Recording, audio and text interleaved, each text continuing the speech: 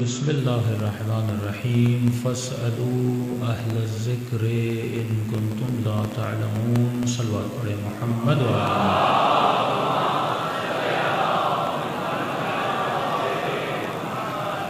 دعا ہے پروردگار عالم ہم سب کی عبادتوں کو اپنی بارگاہ میں قبول فرما دے اور جس مقصد زندگی کی وجہ سے ان مجالس میں تشریف لائے ان مقاصد میں بھی ہم سب کو کامیابی عطا فرما دے۔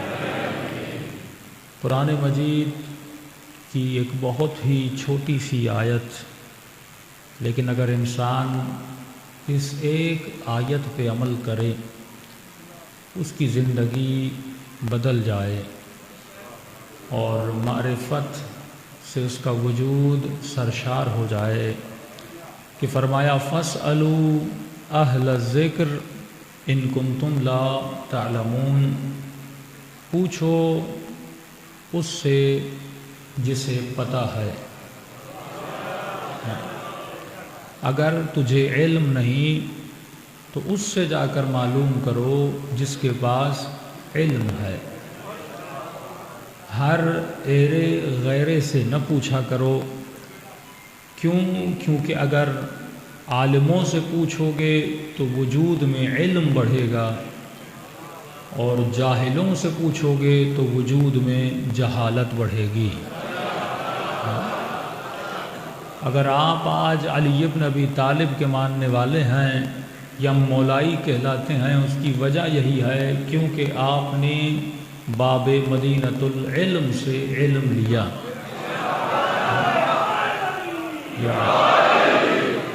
جو اس دروازے سے دور ہوئے وہ یا فاسق بنے یا فاجر بنے یا دشمن اہل بیت بنے۔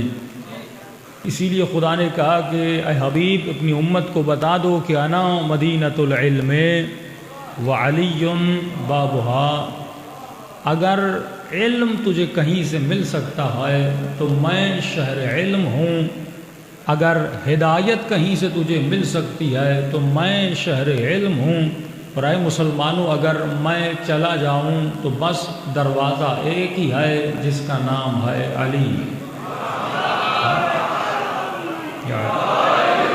اسی دروازے سے تجھے علم ملے گا، ہدایت ملے گی۔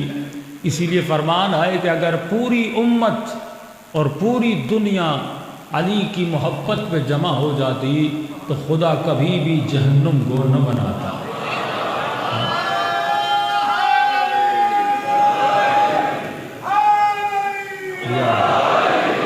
جہنم کا بننا یہ دلیل ہے کہ بندہ علی کے در سے دور تھا، کیونکہ یہ در جنت بھی ہے، در ہدایت بھی ہے، در علم بھی ہے۔ اور مولا فرماتے ہیں میرے چاہنے والے کی نشانی یہ ہے کہ نحن ابناء الدلیل، علی کا چاہنے والا جب بھی بات کرتا ہے تو دلیل سے بات کرتا ہے، اور جہاں دلیل ختم ہوتی ہے وہاں سے گالی شروع ہوتی ہے۔ فرمایا ہمارے چاہنے والے کبھی گالیاں نہیں دیتے بلکہ دلیل دیتے ہیں۔ 70,000 ممبروں سے علی کو گالیاں دی گئی، لیکن علی نے جواب گالی سے نہیں دیا، دلیل سے دیا۔ اللہ اکبر، یا رسول اللہ۔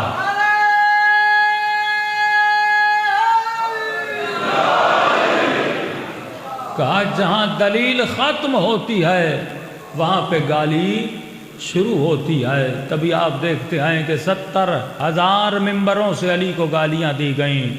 گالی کیوں دے رہے تھے؟ کیونکہ علی کے مقابلے میں دلیل نہیں تھی۔ اور مولا علی جب بھی بات کرتے تھے یا قرآن کی دلیل دیتے تھے یا حدیث کی دلیل دیتے تھے تو آج کا جوان پریشان ہو کر کہتا ہے مولانا شیعوں کو گالیاں دی جا رہی ہیں، شیعوں کو برا بھلا کہا جا رہا ہے۔ میں نے کہا یہ رسم ابھی کی رسم نہیں ہے۔ جب تمہارے مولا کو برا بھلا کہا گیا تو ہماری حیثیت علی کے مقابلے میں کیا ہے؟ وہ اپنا شجرہ بتا رہے ہیں، تو علی والا بن کے علی والی صفت بیان کر کے بتا کہ تو وہ کر رہا ہے جو تیرے حسب میں ہے، میں وہ کروں گا جو میرے نسب میں ہے۔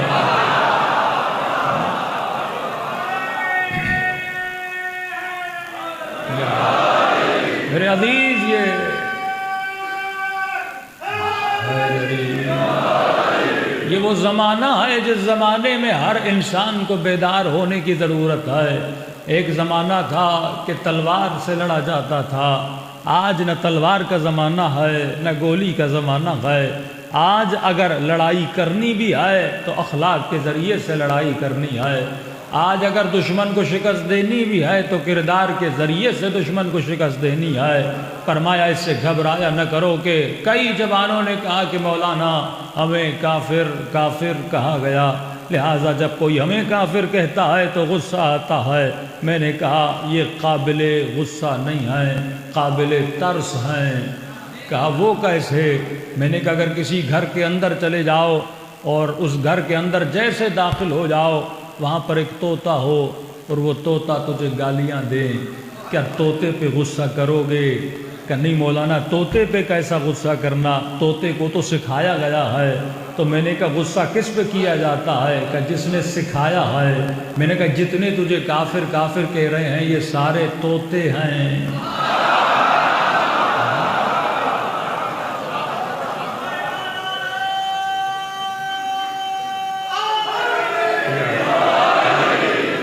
بھائی آپ طوطے پہ جس طرح غصہ نہیں کرتے تو ان مسلمان طوطوں پہ غصہ کیسا کرنا؟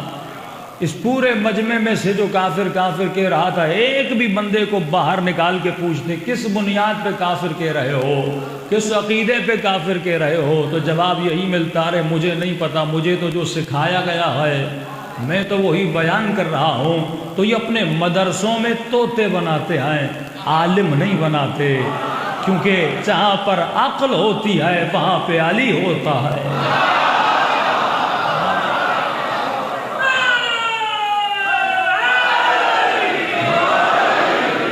عقل دلیل مانگتی ہے، عقل انسان سے یہ پوچھتی ہے اگر کسی کو برا بھلا کہہ رہے ہو تو کس بنیاد پہ کسی کو برا بھلا کہہ رہے ہو، اگر کسی کو گالی دے رہے ہو کس بنیاد پہ گالی دے رہے ہو۔ اس لیے ماں فرماتا ہے شیعو یاد رکھنا نحن ابناء الدلیل، تم جو بھی بات کرو اس کی بنیاد دلیل ہونی چاہیے، عقل ہونی چاہیے، کیونکہ تیرا امام بھی عقل کل ہے، اس کا ماننے والا بھی عقل مند ہونا چاہیے۔ صلوات پڑھے محمد و آل محمد پہ۔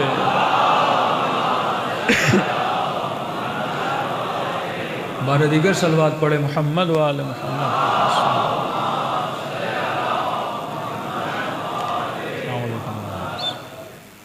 تو جب بھی کوئی آپ پر اعتراض کرے تو جواب کیسے دینا چاہیے؟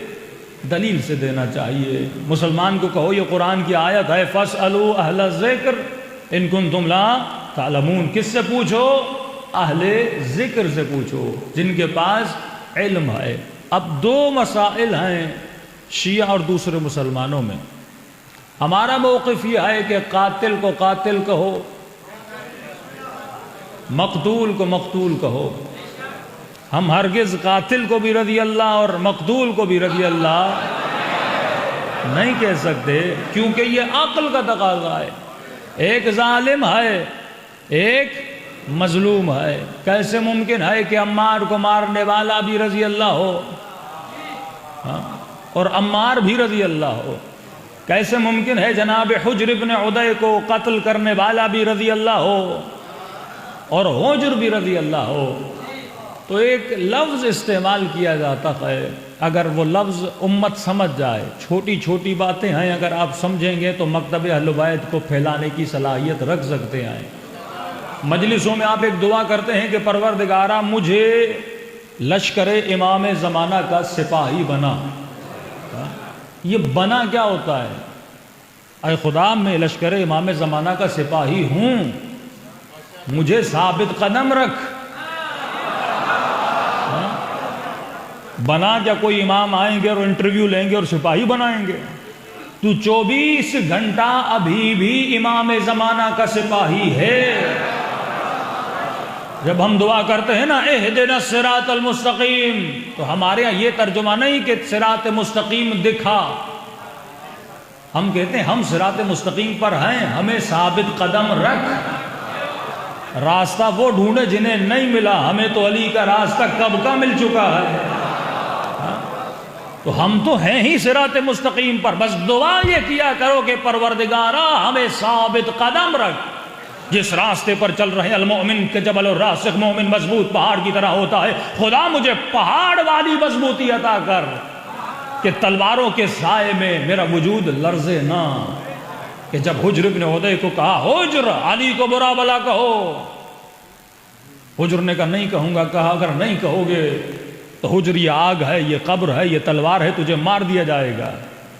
کہا موت سے اسے ڈراؤ جو موت سے ڈرنے والا ہو۔ کہ ہمارے خون میں تو شہادت کا جذبہ ہے۔ بعض مورخ لکھتے ہیں صرف جناب حجر ابن عدی کو نہیں، ان کے 2 بیٹوں کو بھی مارا گیا، اور جب مارنے کی باری آئی تو جناب حجر نے کہا پہلے مجھے نہیں، پہلے میرے بیٹوں کو مارو پھر مجھے مارو۔ کہ حجر یہ فطرت کے خلاف ہے، وہ کون سا باپ ہے جو نظروں کے سامنے بیٹوں کو مرتا ہوا دیکھے؟ کہا کوئی باپ دیکھنا نہیں چاہتا، لیکن میں چاہتا ہوں کہ بیٹے میرے سامنے مرے۔ کہا حجر کیوں؟ کہ کہیں ایسا نہ ہو پہلے مجھے مارو، ان کا ایمان کمزور ہو جائے۔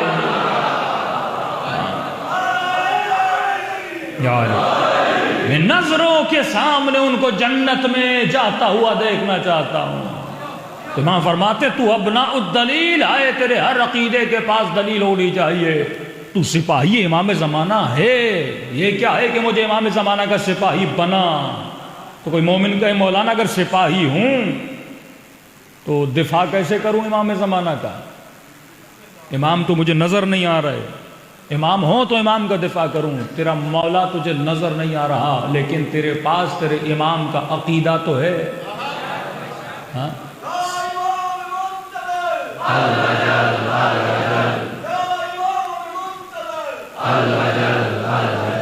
عقیدہ یا علی یا علی عقیدہ امام زمانہ تیرے پاس موجود ہے، تو یہ ضروری نہیں کہ تو امام کا دفاع تلوار سے کرے۔ اگر تو اپنے مولا کے عقیدے کا دفاع کرے تو پھر بھی تو سپاہی ہے۔ اگر کوئی مکتب اہل بیت پہ حملہ کرے، اس حملے کو تو بچانے کی صلاحیت رکھے۔ مثلا کوئی عزاداری کے عقیدے پہ حملہ کرے، کوئی یہ کہے کہ شیعہ ماتم کیوں کرتے ہیں، کوئی یہ کہے کہ شیعہ یا علی مدد کیوں کہتے ہیں، کوئی یہ کہے کہ شیعہ علی کا واسطہ خدا کو دے کر دعا کیوں مانگتے ہیں۔ اگر یہ سوال کیا جائے اور آپ جواب میں یہ کہیں کہ بھائی مجھے نہیں پتا، میں تو بچپن سے مانگ رہا ہوں، تو پھر میرے عقیدے میں اور ہندو کے عقیدے میں کیا فرق ہوا؟ اس سے بھی جب سوال کیا جاتا ہے بتوں کے سامنے کیوں جھکتے، وہ بھی یہی کہتا ہے بچپن سے جھک رہا ہوں، باپ کے کہنے پر، معاشرے کے کہنے پر۔ لیکن اگر علی کے ماننے والے ہو تو اس عقیدے کا دفاع کرنا بھی جانو کہ جب تمہارے اوپر شرک اور کفر کے فتوے لگائے جاتے ہیں اور تمہارا جوان اس قابل نہ ہو کہ اپنے عقیدے کا دفاع کرے کہ میں ماتم کرتا کیوں ہوں، میں حسین پہ گریہ کرتا کیوں ہوں، میں اگر اپنی دعاؤں میں اہل بیت کا واسطہ دیتا ہوں تو اس کی دلیل کیا ہے؟ ایک بھی دلیل یاد کر لو تو ایک بندے کو مکتب اہل بیت میں لا سکتے ہو، اور اگر تم نے ایک بندے کو ہدایت دی تو قرآن کی آواز آتی ہے من احیاھا فکأنما احیا الناس جمیعا، جس نے ایک انسان کو زندگی دی، دنیا تو کہے گی اس نے ایک انسان کو زندگی دی ہے، لیکن میں خدا کہوں گا اس نے ایک کو زندگی نہیں دی، اس نے پوری کائنات کو زندگی عطا کر دی ہے۔ حسین نے ایک شخص کو حر بنایا، یا یہ ایک حر نے پوری کائنات کو حریت عطا کر دی۔ آج اگر مجلس حسین میں بیٹھے ہو، کربلا کے چند شہداء تھے لیکن ان شہداء نے کتنی رونق بخشی، تو ایک بہت بڑا اعتراض ہوتا ہے شیعوں پر کہ یہ دن رات مجلسیں کرتے ہیں، ذکر حسین کرتے ہیں، کہ ان کو کوئی اور کام نہیں زندگی میں۔ تو پہلا جواب تو شاعر نے دیا کہ کیا بتاؤں تجھے ہے کدھر زندگی، کیا بتاؤں تجھے کہ ہے کدھر زندگی، ہے علی جس طرف ہے ادھر زندگی، کیا بتاؤں تجھے ہے کدھر زندگی، ہے علی جس طرف ہے ادھر زندگی، دیکھو ہرگز نہ چھوڑنا در مرتضی علی ورنہ ہو جائے گی در بدر زندگی۔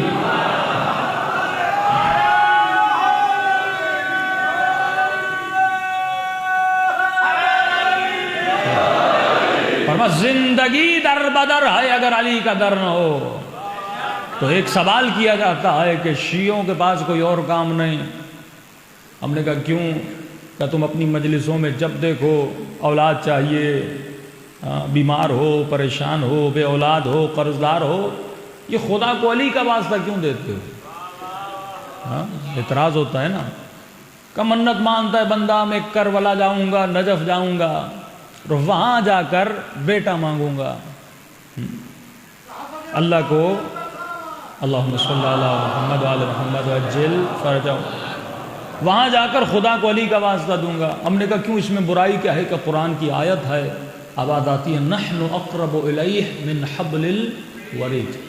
دشمن کی دلیلوں کو بھی ذہن میں رکھا کرو کہ اللہ کی آواز آتی ہے قرآن میں کہ میں تمہاری شہرک کی رگ سے زیادہ قریب ہوں۔ کہ جب خدا اتنا قریب ہے تو پھر نجف جانے کی کیا ضرورت ہے؟ کربلا جانے کی کیا ضرورت ہے؟ اب سیدھا سادہ مومن ہوگا وہ تو پھنس جائے گا نا، پھر وہ وہی کہے گا کہ تمہیں تیرا عقیدہ مبارک، مجھے میرا عقیدہ مبارک۔ یہ روش حسین کی نہیں ہے۔ جو تیرا عقیدہ ہے اور اگر حق کا عقیدہ ہے تو حق کو پھیلاؤ۔ شیعت ایسے پاکستان میں نہیں پھیلی، تم نے تبلیغ کر کر کے لوگوں کو شیعہ بنایا ہے، ورنہ شیعہ بہت کم تھے۔ آج تمہیں ایسے مسلمان بہت کم ملیں گے جو یہ کہیں کہ ہم پہلے شیعہ تھے اب مثلا سنی بنے ہیں، لیکن ایسے ہزاروں ملیں گے جو کہیں کہ ہم پہلے اہل سنت سے تھے اب شیعہ بنے ہیں۔ ہاں؟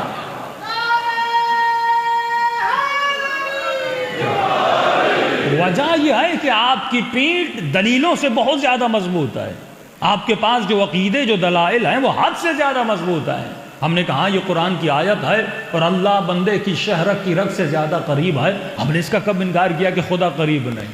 جب چاہو رب سے مانگو رب سنتا ہے، جب چاہو خدا سے مانگو وہ عطا کرتا ہے، لیکن انسان ہے سراپا نیاز، وہ ہے رب بے نیاز۔ یہ ہمارا عقیدہ ہے۔ ہم ہیں گنہگار اور خطاکار، ہم جب بھی اللہ کی دربار میں جاتے ہیں تو کیونکہ ہم گنہگار ہیں ہم کسی ایسے کو لے کر جاتے ہیں جس نے کبھی گناہ نہ کیا، کسی ایسے کو لے کر جاتے ہیں جس نے کبھی خطا نہ کی ہو۔ اور صرف ہم نہیں، کتاب اہل سنت کی نام مروج الذہب ہے، ملتا رسول خدا اپنی دربار میں بیٹھے تھے، نبی کے پاس جو بھی آتا تھا وہ بیمار تھا یا پریشان تھا یا بے اولاد تھا یا قرضدار تھا، یا رسول اللہ میرے لیے دعا کریے۔ پر میں نبی جب بھی دعا کرتے تھے نبی کے دعا کرنے کا انداز ایک ہوتا تھا، ہاتھوں کو بلند کرتے تھے اور اس انداز میں دعا کرتے تھے، اللہم ارحم علی فلان بحق علی، اے خدا فلاں پر رحم کر، کس کے صدقے میں؟ علی کے صدقے میں۔ ملتا ہے دربار میں جس طرح آج بھی مبغض ملیں گے اور محب ملیں گے، اس زمانے میں بھی کچھ مبغض اور محب تھے۔ دو ایسے بیٹھے ہوئے تھے جو کہنے لگے یہ کیسے انصاف کی بات ہے، مصطفیٰ جب بھی دعا کرتے ہیں علی کا نام لے کر دعا کرتے ہیں۔ ارے ہم سامنے بیٹھے ہوئے علی گھر میں تشریف رکھتے ہیں لیکن پھر بھی ہمیں دیکھ کر ہمارا نام نہیں لیتے، کبھی ہمارا نام بھی لیا کریں۔ کہ آج کہتا ہوں یا رسول اللہ تھوڑا سا انصاف تو کریے، کبھی کبھی ہمارا نام بھی لے کر دعا کریے۔ یہ کہنے ہی والا تھا، ساتھی نے کہا صبر کرو، صبر کا پھل میٹھا ہوتا ہے۔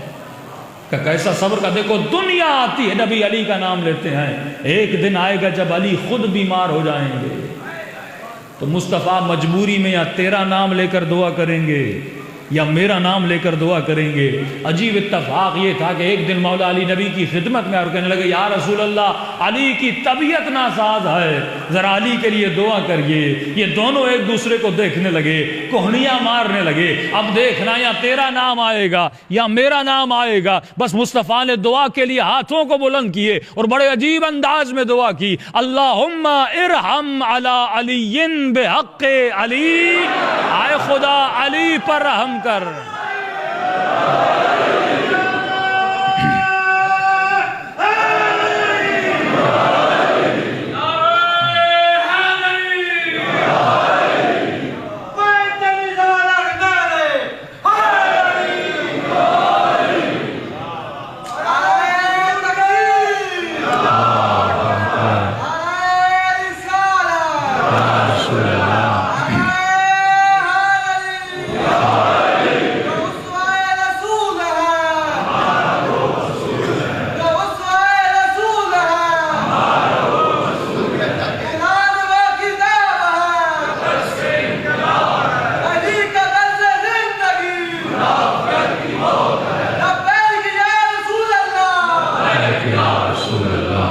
صلوات پڑھے محمد والا محمد پہ۔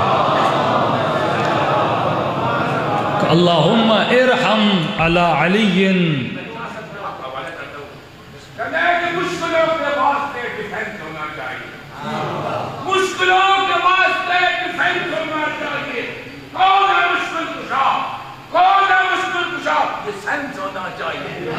سلطان کو کہتے ہیں مسٹر مصطفیٰ سمجھا گئے بھائیوں یار میں ڈیفینس ہونا چاہیے. اللہم ارحم علی علی بحق علی. اے خدا علی پر رحم کر علی کے صدقے میں. اب جو بغض و نفاق تھا وہ زباں پہ نکل آیا. کہنے لگے یا رسول اللہ یہ کیسے انصاف کی بات ہے جب کوئی اور آتا ہے علی کا نام لیتے ہیں. آج علی آئے ہیں پھر بھی علی کا نام لیا ہے. اتنا کہنا تھا رسالت کے چہرے پہ آثار جلال نمایاں ہوئے. کہنے لگے آئے لوگوں تم علی کی بات کرتے ہو. جب میں نبی اپنے لیے دعا کرتا ہوں تو پھر بھی خدا کو علی کا واسطہ دے کر دعا کرتا ہوں. آپ کا دشمن لیکن ہوشیار ہے. وہ کہے گا بھائی میں نے پڑھی آیت تو نے مجھے کہانی سنا دی. ہاں آیت کے مقابلے میں آیت لا. ہم نے کہا قرآن اگر پڑھو تو تجھے فضیلت علی بھی نظر آئے. قرآن کا دوسرا سورہ بقرہ ذکر ہے جناب آدم کا. جب آدم کو جنت سے نکالا گیا ترک اولا کیا. اتنے شرمندہ ہے آدم کہ سر اٹھا کے آسمان کی طرف نہیں دیکھ رہے. کہ اے خدا میں نے وہ کام کیا جو مجھے کرنا نہیں چاہیے تھا. جبرائیل نازل ہوئے آدم اتنا رو رہے ہو اللہ سے معافی کیوں نہیں مانگتے؟ کہ جبرائیل کیسے معافی مانگوں؟ میں نے رب کی دربار میں وہ کام کیا جو مجھے کرنا نہیں چاہیے. کہ جبرائیل جناب آدم گھبرانے کی ضرورت نہیں تیرے رب کا پیغام لایا ہوں. فَتَلَقَّى آدم رَبِّهِ بِكَلِمَاتٍ فَتَابَ عَلَيْهِ إِنَّهُ التَّوَّابُ الرَّحِيمُ. اگر تو چاہتا ہے خدا تیری توبہ کو قبول کرے تو خدا کو ان کلمات کا صدقہ دے کر مانگ. بِكَلِمَاتٍ تفسیر کبیر کے لکھنے والے سے پوچھا گیا جب رسول خدا سے کہا گیا رسول اللہ وہ کون سے کلمات تھے جن کے صدقے میں آدم کی توبہ قبول ہوئی؟ آواز آئی ہم فاطمہ وابوها وبعلها وبنوها. وہ میری بیٹی فاطمہ تھی، وہ فاطمہ کے بابا تھے، وہ فاطمہ کے بچے تھے، وہ فاطمہ کے شوہر ہے. میں کہوں یا رسول اللہ آپ نے یہ کیوں نہیں کہا وہ میں ہوں، وہ میری بیٹی ہے، وہ میرا داماد ہے؟ کہ نہیں وہ فاطمہ ہے، وہ فاطمہ کے بابا ہے. یا رسول اللہ ایسے کیوں کہہ رہے ہیں؟ کہ میرے جانے کے بعد بیٹیاں بھی بنا دی جائیں گی، داماد بھی بنا دیے جائیں گے، بس دعا اس کی قبول ہوگی جس کی نسبت فاطمہ کے ساتھ ہوگی. اب ایک جملہ ہدیت کرتا ہوا چلوں.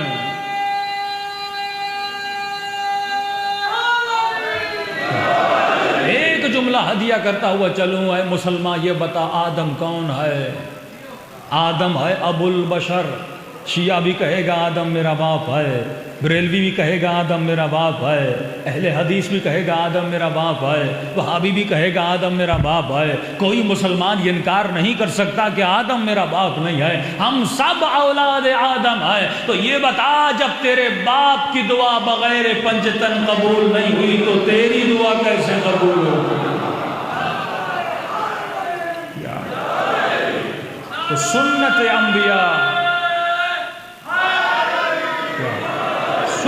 انبیاء یہ تھی کہ اے مومن جب دعا کرو تو خدا کو عظیم ہستیوں کا واسطہ دیا کرو. آج بھی وہ کشتی جو کشتی نوح تھی جب اس کی تختیاں ملیں ان تختیوں پر محمد اور آل محمد کے نام لکھے ہوئے تھے.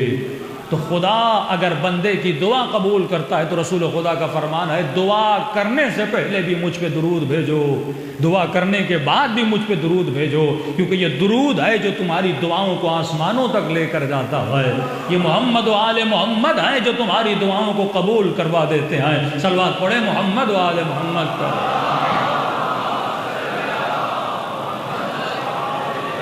تو اسلام نے طوطے والے عقیدے سے بچنے کے لیے کہا کہ مسلمان جو طوطے والا عقیدہ ہے یعنی رٹایا ہوا عقیدہ، رٹائی ہوئی باتیں، اگر یہ طوطا بنانا ان میں ہو تو بھی برا ہے اور اگر طوطا بنانا ہمارے اندر ہو تو بھی برا ہے. بندہ یہ نہ کہے کہ میں مثلاً اگر مجھ سے پوچھا جائے مولانا آپ نے انگوٹھی کیوں پہنی ہے، تو جواب یہ نہیں آنا چاہیے مجھے اچھا لگتا ہے۔ اچھا لگتا ہے کیا ہوتا ہے؟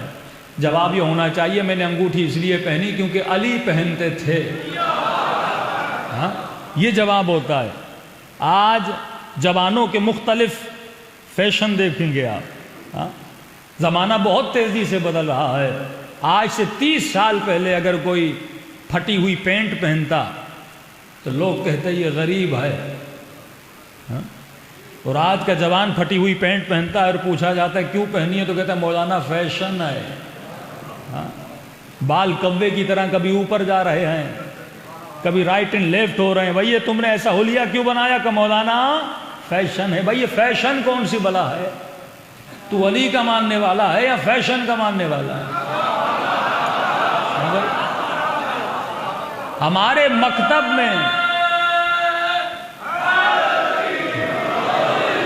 اب کیونکہ 12:35 ہو گئے ہیں، ابھی نعرے مت ماریے گا تاکہ میں زیادہ سے زیادہ پڑھ سکوں، ٹائم نکل جائے گا۔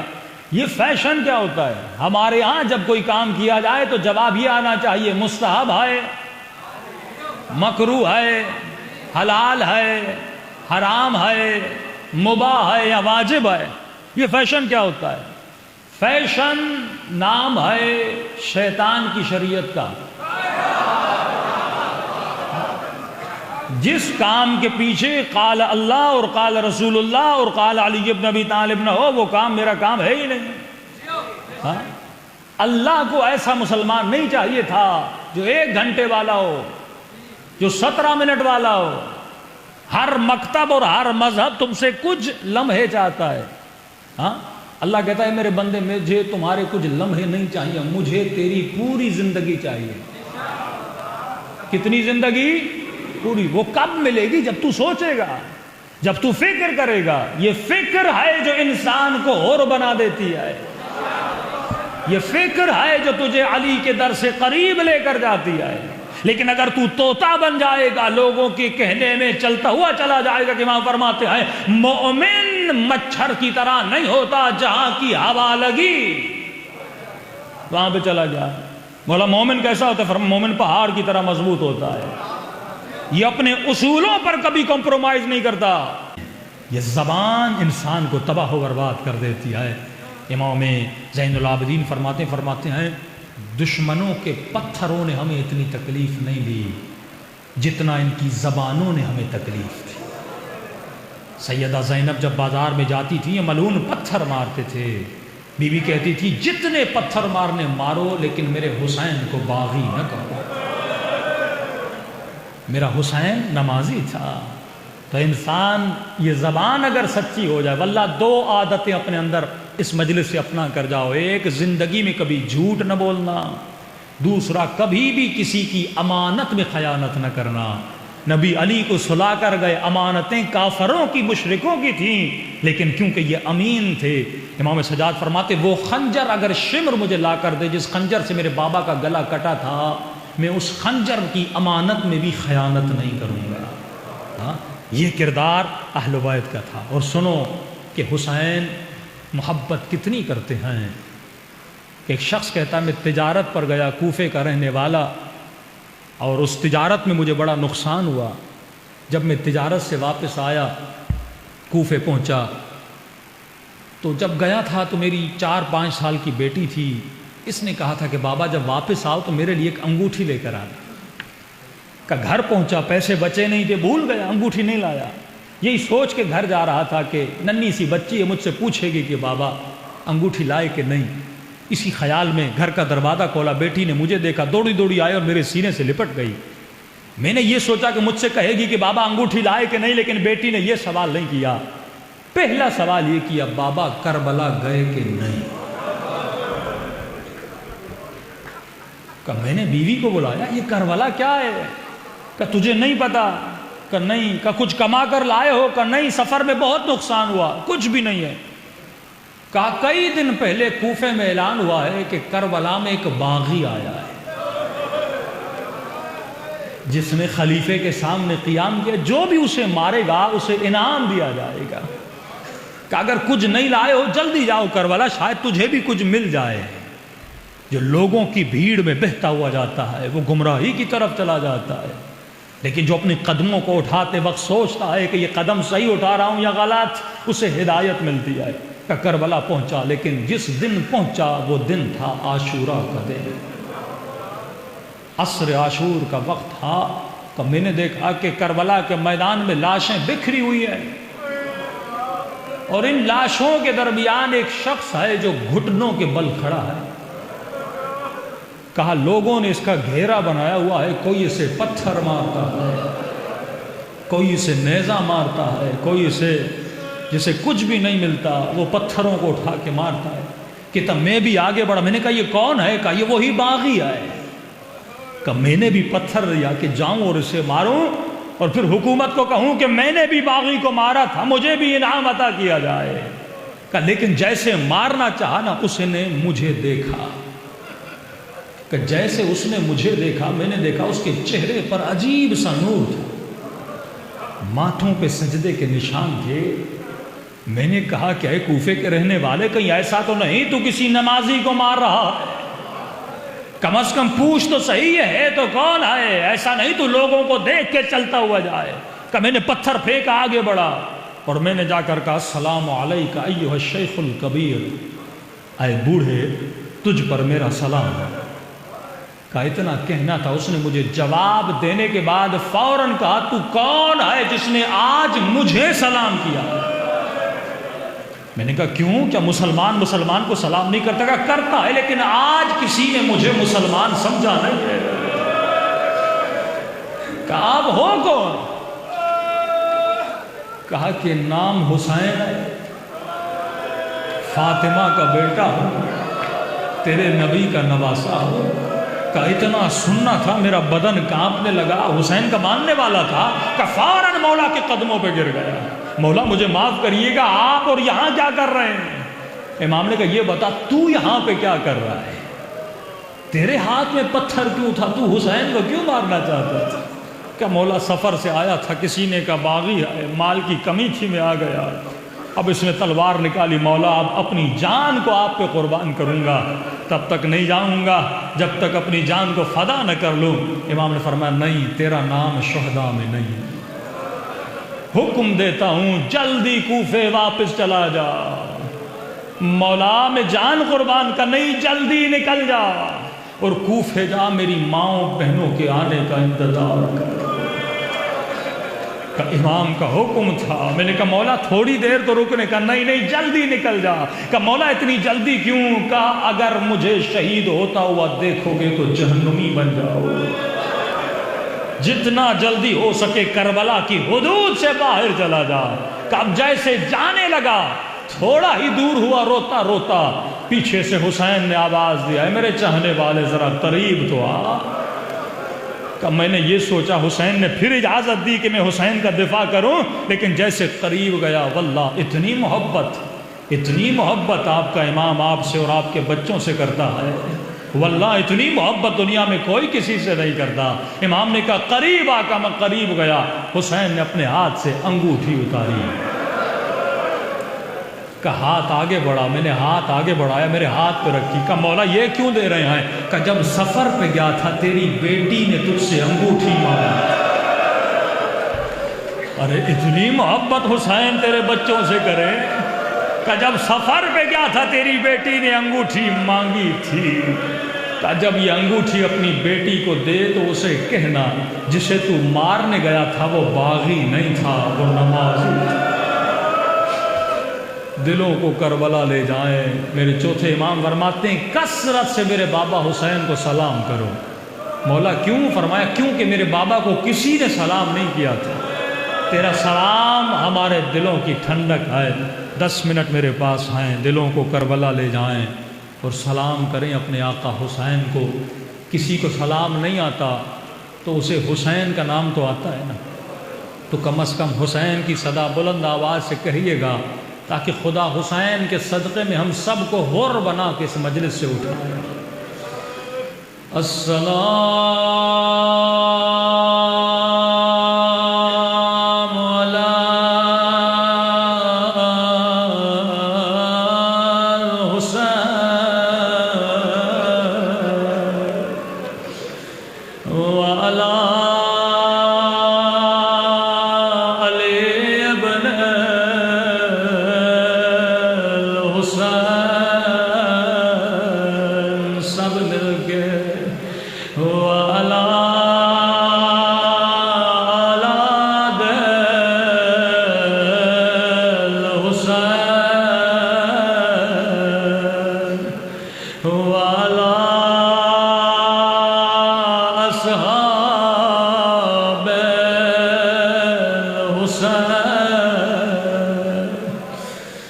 میرا سلام ہو زینب کی لٹی ہوئی چادر پہ، یہ سلام میرے سلام نہیں ہے، امام زمانہ کے سلام ہے، زیارت ناہیہ کے جملے ہیں۔ فرمایا میرا سلام ہو ان کلائیوں پہ جن کو بسے گردان باندھ گیا، فرمایا میرا سلام ہو ان خشک ہونٹوں پہ جن پہ ظالم چھڑی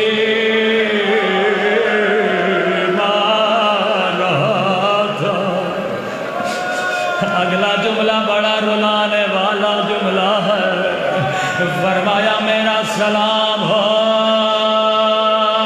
ان رخساروں پہ او جن کا رنگ بدلتا رہا، کربلا میں ظالم نے تماچے مارے، زینب فرماتی ہے سکینہ کے رخساروں کا رنگ کالا تھا۔ کسی نے چوتھے امام سے کہا مولا کیا شمر کی اپنی بچی نہیں تھی؟ بھلا سکینہ سے ایسی دشمنی، بھلا کوئی بچوں سے بھی دشمنی کرتا ہے؟ امام نے فرمایا دشمنی سکینہ سے نہیں تھی، دشمنی زینب سے تھی۔ جب بھی زینب کا دل دکھانا تھا یہ سکینہ کو تماچے مارتا تھا، جب بھی مجھے تکلیف دینے تھے یہ سکینہ کو دادیانے مارتا تھا۔ امام زمانہ فرماتے ہیں جس مجلس میں دو بیویوں کے مصائبوں میں وہاں ضرور آتا ہوں۔ امام زمانہ کو اپنی مجلس میں دعوت دے، فرمایا جس مجلس میں میری پھوپھی زینب کے مصائب ہو، دوسرا جس مجلس میں میری سکینہ کے مصائب ہو۔ روایت بڑی سخت ہے لیکن میرے چوتھے امام فرماتے ہیں ذاکر پڑھو تاکہ ہمارے شیعوں کو پتہ تو چلے کیسی کیسی مصیبت ہے۔ فرمایا 11 محرم کا دن تھا، شمر لائی نے کہا سب بیویاں دو دو ہو کے تین تین ہو کے اونٹوں پہ سوار، لیکن ملوں کی نگاہ جیسے سکینہ پہ پڑ گئے، اس نے کہا بچی کو اکیلا اونٹ پہ بٹھایا جائے۔ جیسے سکینہ کو بٹھایا گیا بچی سجاد بھیا کے رونے لگے، سجاد مجھے اتارو مجھے ڈر لگ رہا ہے۔ اب روایت کے جملے بڑے سخت ہیں، فرمایا جیسے بچی نے رونا شروع کیا ملعون نے حکم دیا بچی کو رسیوں سے باندھ دو،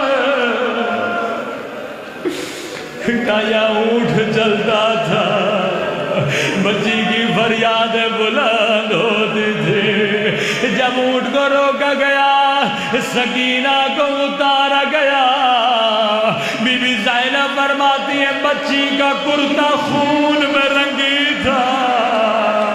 زینب نے کہا آجا حسین کی امانت، آجا میرے سینے سے لگ جا۔ کہ سجاد اب سکینہ کو اپنی گود میں بٹھاؤں گی، میں سکینہ کو اکیلا نہیں بٹھاؤں، یہ قافلہ جب بازار میں پہنچا، امام حسین کے جملے، عائشیو جب بھی ٹھنڈا پانی پیو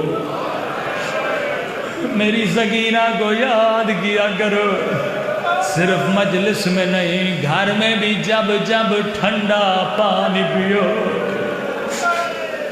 اتنا سفر، زخمی بچی آہستہ سے کہا پھوپھی اماں مجھے پیاس لگی۔ زینب نے کہا سکینہ چپ ہو جا، یہاں پانی دینے والا کوئی نہیں، پتھر مارنے والے بہت۔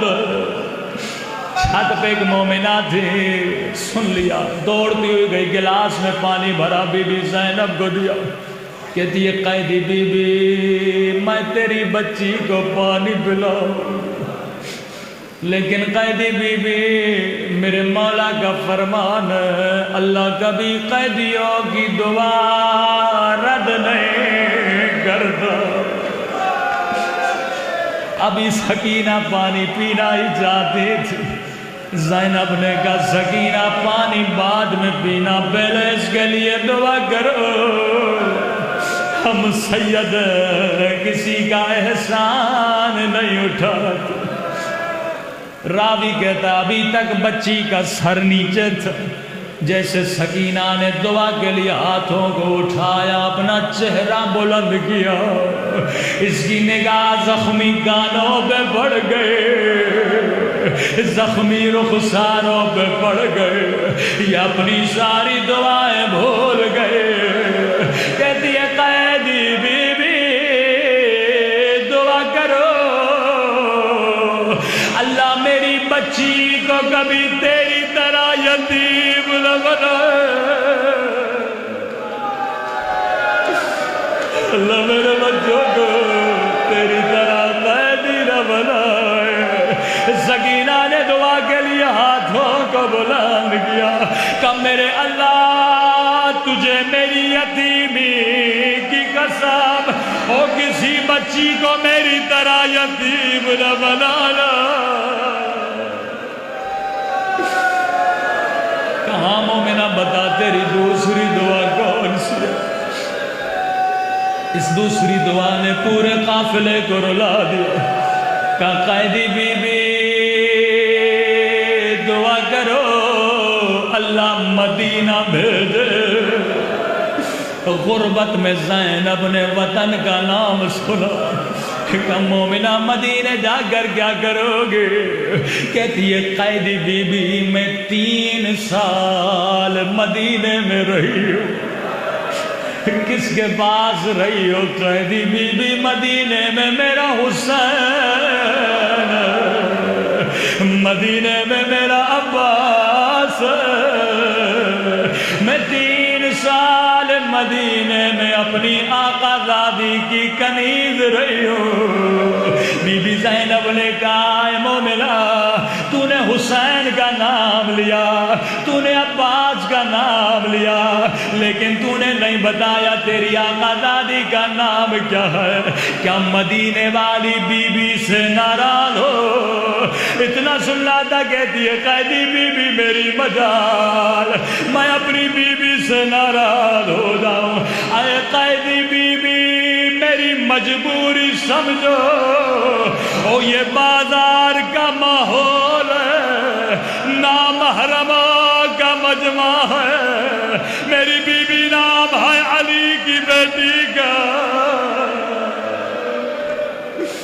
بی بی زینب نے کہا اگر مدینے والی بازار میں نظر آئے پھر کیا کہو گی؟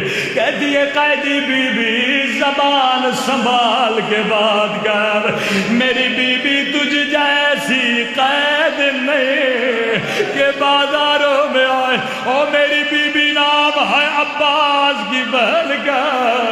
اتنا سننا تھا زینب نے بالوں کو ہٹایا کہ ام حبیبہ نہیں پہچانا، الا زینب بلد علیہ۔ یہ منظر دیکھنا تھا، ام حبیبہ بے ہوش ہو گئی۔ جب ہوش میں آئے کہ بی بی اب عباس کہا ہے؟ بی بی نے کہا یہ میرے حسین کا سر ہے، یہ علی اکبر کا سر ہے۔ کہا بی بی عباس کہا ہے؟ ایک گھوڑے کی طرف اشارہ کیا جس کی گردن میں کٹی ہوئی گردن تھی۔ بی بی یہ کس کا سر ہے؟ کہا یہ میرے عباس کا سر ہے۔ بی بی سب سر نوک پہ ہے، عباس کا سر گھوڑے کی گردن میں کیوں ہے؟ کہا نوک پہ جاتا ہے، لیکن جب نگاہ میرے کھلے سر پہ پڑتی ہے عباس کا سر زمین پہ گر جاتا ہے۔ الا لعنت اللہ علی القوم الظالمین۔